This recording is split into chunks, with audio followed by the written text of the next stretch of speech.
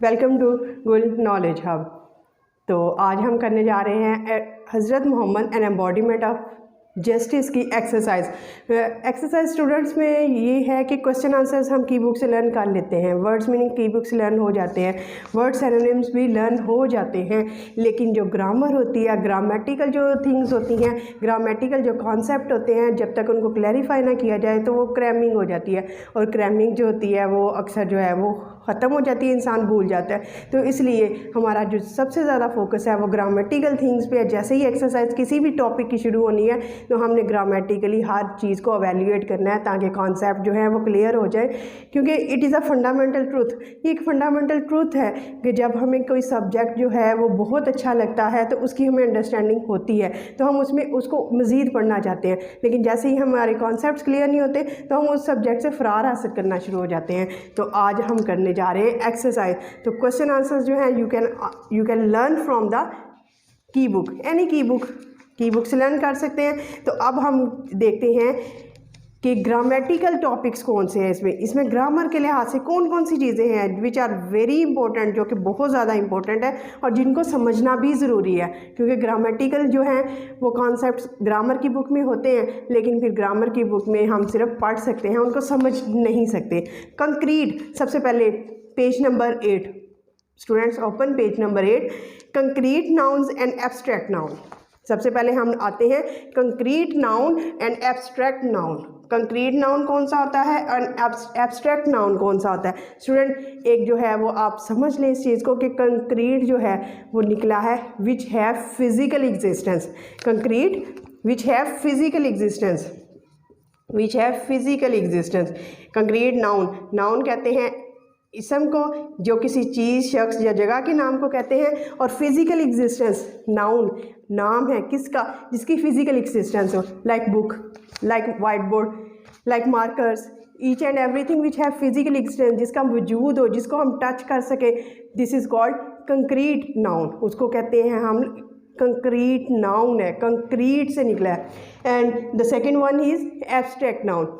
अब abstract noun क्या होता है? एब्स्ट्रैक्ट नाउन में फिजिकल एग्जिस्टेंस नहीं होती, ये एक कंडीशन का नाम होता है, एक आइडिया का नाम होता है जिसकी फिजिकल एग्जिस्टेंस नहीं होती। अब the major difference between concrete noun and abstract noun, concrete noun और एब्स्ट्रैक्ट नाउन में सबसे बड़ा डिफरेंस ही ये है, स्टूडेंट याद रखिएगा कि कंक्रीट नाउन जो है वो फिजिकल एग्जिस्टेंस को शो करता है, जिनको हम टच कर सकते हैं, और एब्स्ट्रैक्ट नाउन वो किसी भी फिजिकल एग्जिस्टेंस नहीं होती उनमें। जैसे हम आप देखते हैं एग्जाम्पल के ज़रिए, identify whether each underline word is a concrete और एन एब्स्ट्रैक्ट नाउन। अब हमने देखना है कि अंडरलाइन वर्ड जो है वो एब्स्ट्रैक्ट है या कंक्रीट है। She puts much effort into our studies as she wants to secure good marks. अब एफर्ट और स्टडीज़ के नीचे जो है वो क्या है? एफर्ट और स्टडी के नीचे अंडरलाइन है। हम एफर्ट को देख सकते हैं? नहीं। हम टच कर सकते हैं? नहीं। स्टडीज़ को हम फिजिकल एग्जिस्टेंस है? नहीं। तो this is called abstract noun. They recommended him for his justice. अब जस्टिस को देखा जा सकता है, उसको छुआ जा सकता है? नहीं। ट्रूथफुल, सच्चाई को छुआ जा सकता है? नहीं। तो ट्रूथफुलनेस, जस्टिस जो है वो एब्स्ट्रैक्ट नाउन है। कीप द बॉल्स, अब बॉल्स को हम पकड़ सकते हैं, उसकी फिजिकल एग्जिस्टेंस होती है, उसका वजूद है इन द बास्केट, और जिस बास्केट में हम थ्रो करते हैं उसको पकड़ सकते हैं। तो बॉल्स और बास्केट कंक्रीट नाउन है। द डिसऑनेस्ट ट्रेडर, ट्रेडर को की फिजिकल एग्जिस्टेंस होती है, उसको हम देख सकते हैं, तो ट्रेडर जो है वो कंक्रीट है। इज़ लूजिंग द ट्रस्ट, अब एतमाद क्या है, ट्रस्ट क्या है? ट्रस्ट को हम देख नहीं सकते, उसकी फिजिकल एग्जिस्टेंस नहीं होती, तो ट्रस्ट हमारा क्या हो जाएगा? Abstract noun. He did not take good care of his pet, pet कोई सा भी पालतू जानवर है, पालतू है आपका, उसको आप टच कर सकते हैं, उसकी फिजिकल एग्जिस्टेंस होती है, तो पेट हमारा क्या हो गया? कंक्रीट। और केयर, एहतियात करना, ध्यान रखना, तो ये एक हालत का नाम है, एक कंडीशन का नाम है। तो कोई भी आइडिया हो, कोई भी कंडीशन हो, कोई भी हालत हो, वो एब्स्ट्रैक्ट नाउन में आ जाएगा, और जिसकी फिजिकल एग्जिस्टेंस हो वो कंक्रीट में आ जाएगा। स्टूडेंट्स जी, स्टूडेंट्स अब जो कंक्रीट है उसमें फिजिकल एग्जिस्टेंस नहीं होती, तो वो एब्स्ट्रैक्ट की कैटेगरी में आता है। वो किस कैटेगरी में आ जाता है? एब्स्ट्रैक्ट की। एफर्ट हो गई, कोशिश नज़र कोशिश की फ़िज़िकल एग्जिस्टेंस नहीं होती, उसका वजूद नहीं होता। स्टडीज़ की फ़िज़िकल एग्जिस्टेंस नहीं होती, बुक्स की होती है लेकिन इल्म की, नॉलेज की, स्टडी की नहीं होती। केयर, ध्यान रखना, हम कितनी किसी की केयर करते हैं, कितना किसी का ख्याल रखते हैं, वो कंडीशन का नाम है, और कंडीशन हालत जो है वो नज़र नहीं आती। ट्रस्ट, एतमाद हो गया, जस्टिस, ट्रूथफुलनेस, तो ये हमारे कंक्रीट नहीं एब्स्ट्रैक्ट कंडीशन में आ जाते हैं। तो स्टूडेंट्स अब नेक्स्ट जो है वो हम करने जा रहे हैं आर्टिकल। आर्टिकल स्टूडेंट्स नेक्स्ट जो कैटेगरी है वो हमारी कौन सी है? आर्टिकल की। जैसे ये है choose whether each sentence needs an indefinite article और डेफिनेट आर्टिकल। अब इनडेफिनेट आर्टिकल और डेफिनेट आर्टिकल क्या होते हैं? इनडेफिनेट आर्टिकल में ए एन एन आ जाता है, ए एन एन आ जाता है, ए एन एन आ जाता है। और याद रखिएगा स्टूडेंट्स, हमेशा जो है वो अगर कोई वर्ड आप लिखते हैं, जैसे आप एप्पल लिखते हैं, जैसे आप लिखते हैं एप्पल लिखते हैं, अगर इसको इंग्लिश का वर्ड ही आप उर्दू में लिखते हैं, उर्दू वर्जन में, रोमन उर्दू में लिखते हैं, अगर उसके स्टार्ट में अलिफ या अलमंदा आ जाए तो उसके साथ एन आता है, बाकी सबके साथ आ आता है। और द जो है वो डेफिनेट आर्टिकल है और वो मखसूस चीज़ को मखसूस करने के लिए किया जाता है। अब हम जैसे ही देखते हैं, he asked very hard question, he asked me आ, क्योंकि ये जो है वो हमारा अलिफ या अलमंदा नहीं आया। द क्वेश्चन, वो क्वेश्चन, अब मखसूस कर दिया क्वेश्चन। द क्वेश्चन, वो question that he asked me was easy, वो क्वेश्चन जो उसने पूछा था। Have you seen my scarf, अब इसमें जो है वो आर्टिकल की ज़रूरत ही नहीं है। Have you seen my scarf, क्या तुमने मेरा स्कार्फ देखा, तो रिक्वायरमेंट नहीं है, ज़रूरत नहीं है आर्टिकल की।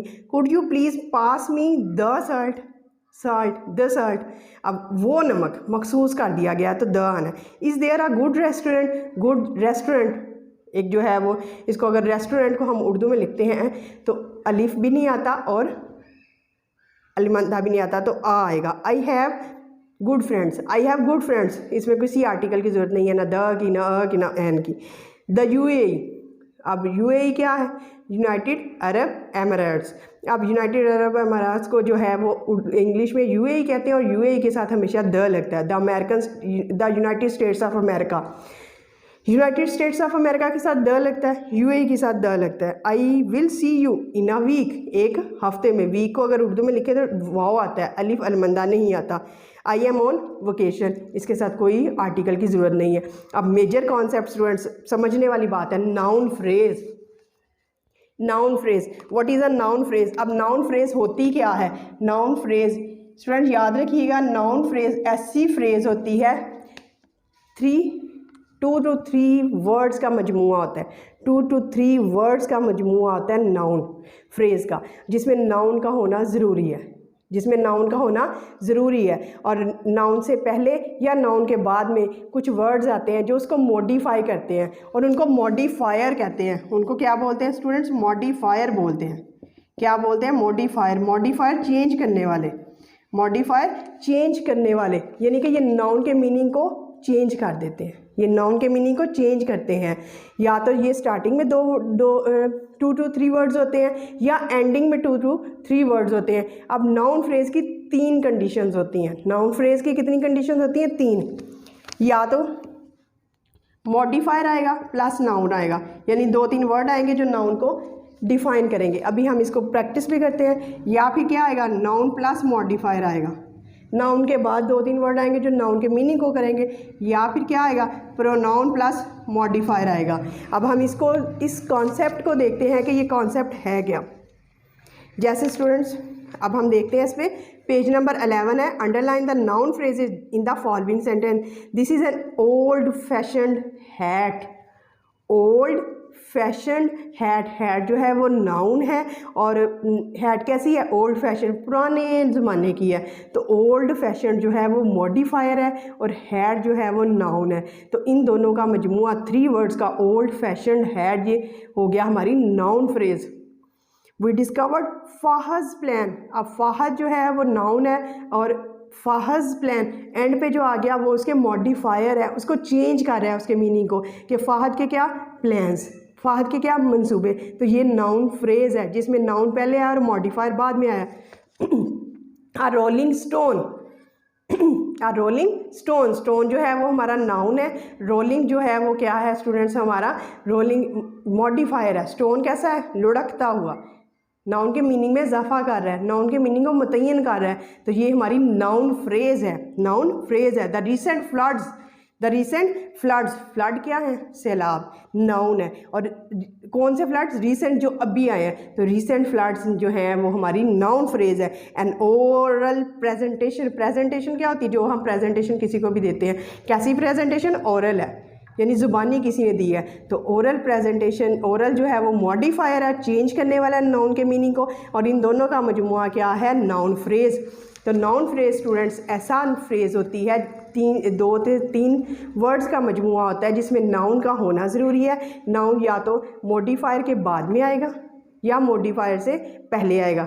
तो इस तरह ये है नाउन फ्रेज़ बनती है। और नाउन फ्रेज़ जो है हम कर चुके हैं। तो पास्ट इंडेफिनिट और पास्ट कंटिन्यूस अगर आ जाता है सेंटेंस में तो कैसे पता चलेगा?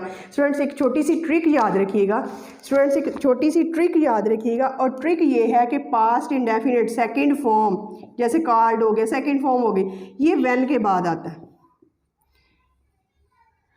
ये जो है हमेशा व्हेन के बाद आता है। किसके बाद? पास्ट इंडेफिनिट सेकंड फॉर्म हमेशा व्हेन के बाद आती है। और दूसरे सेंटेंस के पार्ट में हमेशा वॉज एंड वार के साथ फोर्थ फॉर्म लगानी है। इतनी सी बात है।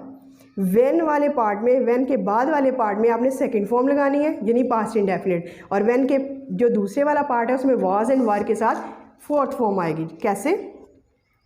जैसे है past indefinite, past continuous, fill in each blank with past indefinite और past continuous tenses of the verbs in bracket. अब वर्ब्स इन ब्रैकेट में क्या है?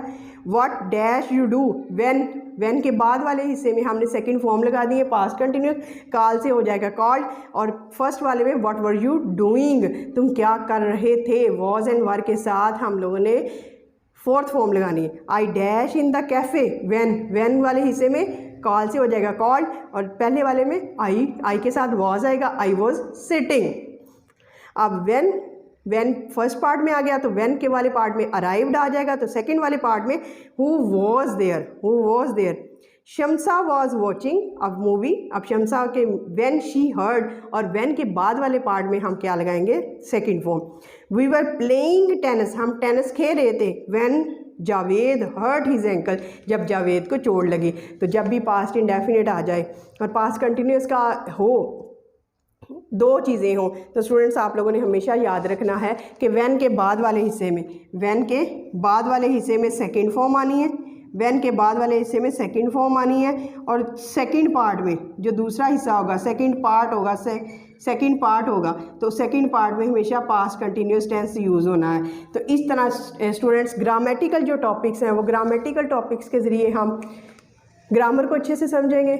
और ट्रांसलेशन, एक टेक्स्ट बुक में दो चीज़ें इंपॉर्टेंट होती हैं, ट्रांसलेशन, हाउ टू ट्रांसलेट, कैसे ट्रांसलेट किया जाए, तो उसमें टेंस का होना ज़रूरी है, टेंस का पता होना ज़रूरी है, ट्रांसलेशन को अच्छे से करना ज़रूरी है। और दूसरा पार्ट जो होता है उसमें ग्रामर होती है, और जब तक ग्रामर के कॉन्सेप्ट क्लियर नहीं होते तो रोट लर्निंग कितनी हो सकती है, क्रैमिंग कितनी कर सकते हैं, तो आखिरकार वो भूल जाती है और हमारा इंटरेस्ट भी लूज़ होना शुरू हो जाता है। तो स्टूडेंट्स इसीलिए इस टेक्स्ट बुक का, 10th की टेक्स्ट बुक का पहले सिलेक्शन की है ताकि स्टूडेंट्स को अच्छे से ट्रांसलेशन करनी आ जाए। ट्रांसलेशन को कैसे करते हैं, कौन सा टेंस होता है, टेंस को कैसे एवेल्यूएट करते हैं, वो सारा समझ आ जाए। और ग्रामेटिकल टॉपिक्स जैसे कंक्रीट कॉन्सेप्ट, कंक्रीट जो नाउन है वो फिजिकल एग्जिस्टेंस है, एब्स्ट्रैक्ट नाउन किसी कंडीशन को कहते हैं, हालत को बोलते हैं, आइडिया को बोलते हैं। फिर हमने नाउन फ्रेज़ देखा, एक ऐसा नाउन फ्रेज़, ऐसी नाउन फ्रेज़ होती है जिसमें 3 to 4 वर्ड्स होते हैं और इसमें नाउन का होना ज़रूरी होता है। तो एक और बाकी मॉडिफायर होते हैं, मॉडिफायर जो चेंज कर देते हैं। फिर हमने देखा पास्ट इंडेफिनिट और पास्ट कंटिन्यूस का यूज़। व्हेन के बाद वाले हिस्से में हम लोग हमेशा सेकंड फॉर्म यूज़ करते हैं और दूसरे पार्ट में फोर्थ फॉर्म यूज़ करते हैं। तो इस तरह टेक्निकली जब हम चीज़ों को देखते हैं तो every subject becomes a favourite subject, तो फेवरेट सब्जेक्ट बन जाता है।